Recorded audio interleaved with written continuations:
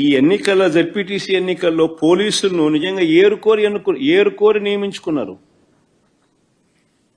ఈ పోలీసులను కూడా కోరి ఎవరిని అక్కడ పెట్టాలి అని చెప్పి నియమించినారు. ప్రశాంతంగా పోలింగ్ జరిగేలా చూడాల్సింది పోయి ఏ రకంగా తెలుగుదేశం పార్టీకి వీళ్ళే పచ్చ చొక్కాలు వేసుకొని పనిచేశారు అని చెప్పడానికి సాక్షాత్తు ఇక్కడ డిఐజీ అదే పనిగా పులివెందులకు వచ్చి కూర్చున్నాడు. ఆయన నేను రాత్రి నుంచే దౌర్జన్యకాండ స్టార్టు దగ్గరుండి ఆయన సమక్షంలోనే జరిగించినాడు. ఎవడి డిఐజీ అంటే కోయా ప్రవీణ్. ఎవడి కోయా ప్రవీణ్ అంటే టీడీపీ మాజీ ఎంపీ గరికపాటి రామ్మోహన్ రావు గారి సమీప బంధువు, వరుసకు అల్లడవుతాడు. తెలుగుదేశం పార్టీకి సంబంధించిన వాళ్ళ రాజ్యసభ వాళ్ళ ఎంపీ గరికపాటి రామ్మోహన్ రావు గారి సమీప బంధువు వరుసకు అల్లుడవుతాడు. ఆయన ఆధ్వర్యంలో ఎన్నికలు జరుగుతా ఉన్నాయి. పచ్చ చొక్కా వేసుకున్న డిఐజీ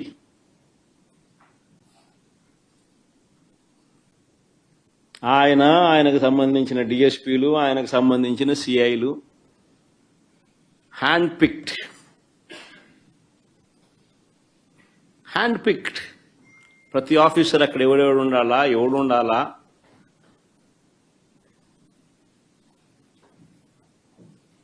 ఎస్ఐలు ఎవడు ఉండాలా, సిఐలు ఎవడు ఉండాలా, ఆ లిస్ట్ మాకు సరే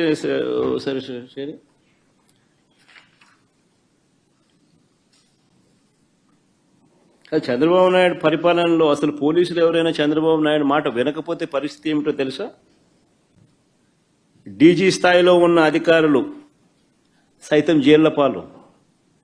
పిఎస్ఆర్ ఆంజనేయులు జైలు, దళిత వర్గానికి చెందిన డీజీ స్థాయి అధికారి సునీల్ కుమార్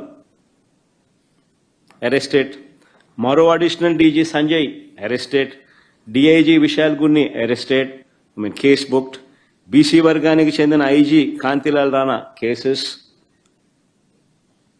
ఇంకా తదితరులు ఎంతో మంది సస్పెండెడ్, హెరాస్డ్, అరెస్టెడ్ కేటగిరీలో. మరెందరో ఎస్పీల మీద తప్పుడు కేసులు పెట్టి విచారణ పేరుతో వేధిస్తా ఉన్నారు. వీరు కాక 4 నాన్ క్యాడర్ ఎస్పీలు, ఒక కమాండెంట్ స్థాయి అధికారి, 22 మంది అడిషనల్ ఎస్పీలు, 55 మంది డిఎస్పీలకు పోస్టింగులు లేవు. మరో 6 డిఎస్పీలు, 3 అడిషనల్ కమాండెంట్లు, 2 అసిస్టెంట్ కమాండెంట్లు కూడా హెడ్ క్వార్టర్స్ లో రిపోర్టింగ్ చేయిస్తున్నారు. 8 మంది డిఎస్పీలను సస్పెండ్ చేశారు. వీరు కాకుండా మరో 80 నుంచి 100 మంది ఇన్స్పెక్టర్లు, 100 మంది కానిస్టేబుల్లు వీఆర్లో ఉన్నారు. అంటే లిటరల్గా ఆయనకు సంబంధించిన ఆఫీసర్లు, ఆయనకు సంబంధించిన పోలీసులను తీసుకొస్తున్నారు, వాళ్ళకు కావలసిన పనులు చేయిస్తూ ఉన్నారు. చంద్రబాబు నాయుడు చేస్తూ ఉన్న కరప్షన్లలో వీళ్ళందరూ భాగస్వాములు. డిఐజీ ఆధ్వర్యంలో కలెక్షన్స్, మాఫియా రింగ్ లీడర్ ఎవడంటే డిఐజీ. ఆయన ప్రాంతంలో జరిగే బెల్ట్ షాపుల ఆక్షన్ దగ్గర నుంచి, బెల్ట్ షాపులు నడిపించాలంటే వాళ్ళు ఇచ్చే డబ్బుల దగ్గర కలెక్షన్ దగ్గర నుంచి, పర్మిట్ రూములు, ఇల్లీగల్ పర్మిట్ రూములు నడపడం దగ్గర నుంచి, నడిపించడం కోసం వాళ్ళ దగ్గర నుంచి కలెక్ట్ చేసే డబ్బుల దగ్గర నుంచి, ఆయా నియోజకవర్గంలో ఇసుక, మట్టి, లాటరైటు, క్వాడ్సు, శాండ్, సిలికా, ఇంకా ఏమైనా ఉన్నా కూడా వీళ్ళకి ఇచ్చే దగ్గర నుంచి, నియోజకవర్గంలో పేకాట క్లబ్బులు నడిపించడం దగ్గర నుంచి, నియోజకవర్గంలో ఏ పరిశ్రమ నడవాలన్నా కూడా వాళ్ళను సైతం బెదిరించి వాళ్ళు కూడా డబ్బులు ఇచ్చే దగ్గర నుంచి డిఐజీలే పంచుతున్నారు. ఎమ్మెల్యేలకింత, చిన్నబాబుకింత, పెద్దబాబుకింత అని చెప్పి సిఐల ఆధ్వర్యంలో నడిపిస్తూ ఉన్నారు. ఈ డిఐజీలు, ఈ డిఎస్పీలు, ఈ సిఐలు. ఇది ముఠా నాయకత్వం.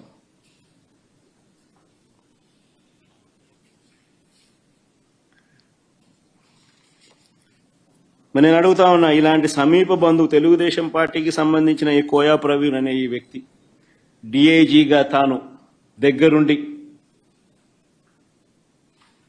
తాను తన టీము పర్యవేక్షణలో జరుగుతా ఉన్న ఎన్నికలు, మరి దీన్ని ఎన్నికని అనగలుగుతారా అని అడుగుతాను ఎవరైనా.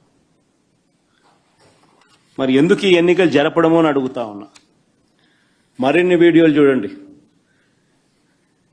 ఎలా జరిగాయో మీకే అర్థమైతే. ఉదయం 4 గంటల నుంచే పులివెందుల మండలం ఎర్రపల్లిలో పోలింగ్ బూత్ను టీడీపీ వాళ్ళు అధీనంలోకి తీసుకున్నారు. వారి చేతిలో కర్రలు ఎలా ఉన్నాయో కూడా మీరే గమనించండి. ఉదయం 4 గంటల నుంచే ఇది ఎర్రబల్లిలో పోలింగ్ బూత్ను టీడీపీ వాళ్ళు అధీనంలోకి తీసుకున్నారు. చూడు,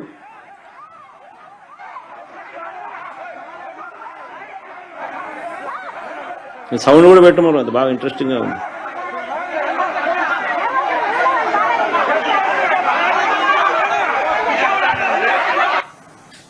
చూడు కర్రలు కూడా.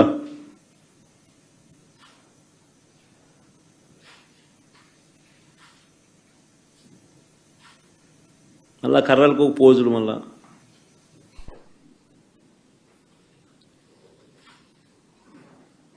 ఉదయం 4 గంటల నుంచి పులివెందుల మండలం ఎర్రబల్లిలో పోలింగ్ బూత్ను టీడీపీ వాళ్ళు అధీనంలోకి తీసుకున్నారు. వారి చేతిలో కర్రలు కూడా కనిపిస్తా ఉన్నాయి. రెండో క్లిప్పింగ్.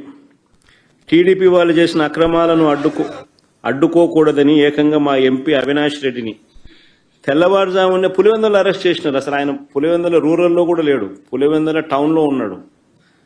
టౌన్లో ఎన్నిక జరగడంలా ఆయన టౌన్లో ఉన్నాడు, ఆయన ఇంట్లో ఉన్నాడు. ఆయన ఇంట్లో ఆయన అరెస్ట్ చేస్తా ఉన్నారు.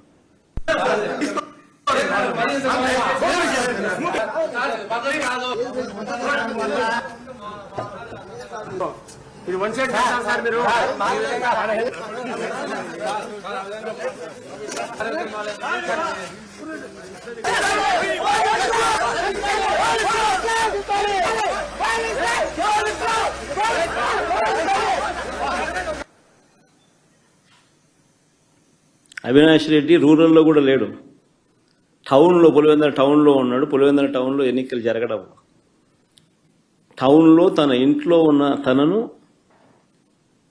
అరెస్ట్ చేసి తీసుకొని పోతా ఉన్నారు.